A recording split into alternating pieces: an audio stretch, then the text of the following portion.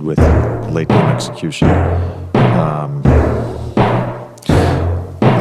No, ain't no party like a Diddy party, so. Yeah, that's what's up. Yeah. Yes, sir. Well, I'm going to make this real brief.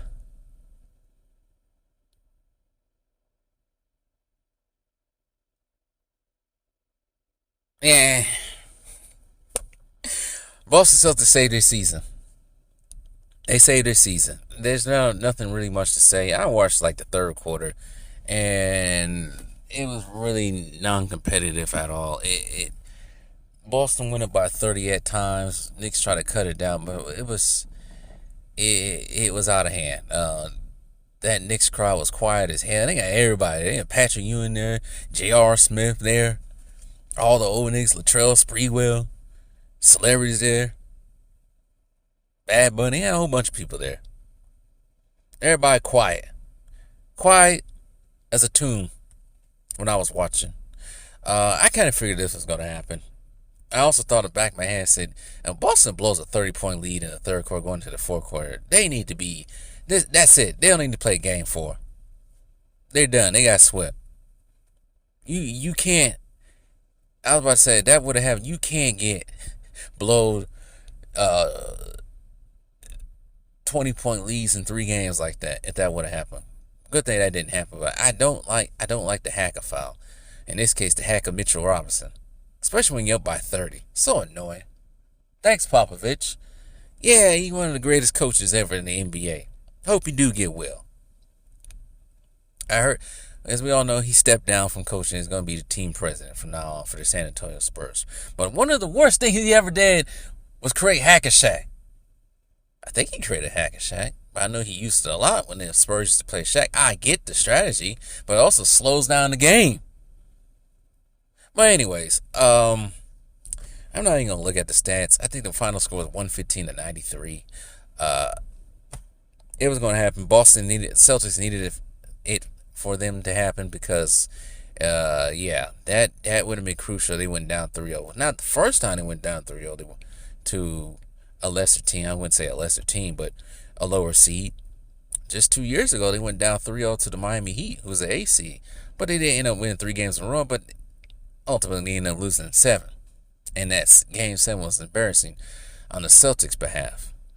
But, yeah, you go down 3-0, it's a tough climb up after that point. But, the Celtics had to do what they had to do. They shot better for the most part. From what I saw, there wasn't that many threes being shot. From what I saw, I only saw the third quarter. But, maybe they did change the philosophy a little bit because I'm like, you just can't keep shooting threes the whole entire time. You just can't. But I do find it funny. I was going to make a video on this, but I can't find what I wanted to find about this video. Well, Paul Pierce, man. I guarantee the Boston Celtics are going to win in game 2. If they don't win in game 2, I'm walking from home to the studio in my robe and flip-flops or barefooted, whatever you say. And he actually did it. I thought that was funny. Him walking to the studio. If he even walked to the studio. I saw a whole bunch of camera crews out there watching him walk. But, he put his foot in his mouth on that one. It's not the first time Paul Pierce did that. I want to say it was a 2018-19 season. Boston Celtics versus the Milwaukee Bucks. Game 1. Bucks did not come out with it. They got their asses blown out on their home court in game 1. And Paul Pierce basically said the series is over. He don't see how Milwaukee can come back from one game. And by the end of the series, Milwaukee won the series 4-1. He just looked so salty. Post game, that's when he was on ESPN. He looked so salty sitting at that desk.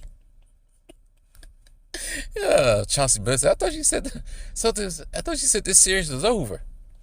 That was funny, but yeah, Paul Pierce sometimes be putting his foot in his mouth about his Celtics. I get it. He's full of Celtics pride. He got the ring and everything. They're a long time. I think he's top 10 in their scoring. I think he's top 10 in the scoring for them. I get it. But, yeah, this game was not competitive at all. Boston came out with firepower because I did watch some snippets of the first quarter on my phone. But yeah. We'll see how the Knicks respond in game 4. I think this series might go 6 or 7. And if Boston wins it, they deserve it. They finally played a team who was actually healthy. But anyways,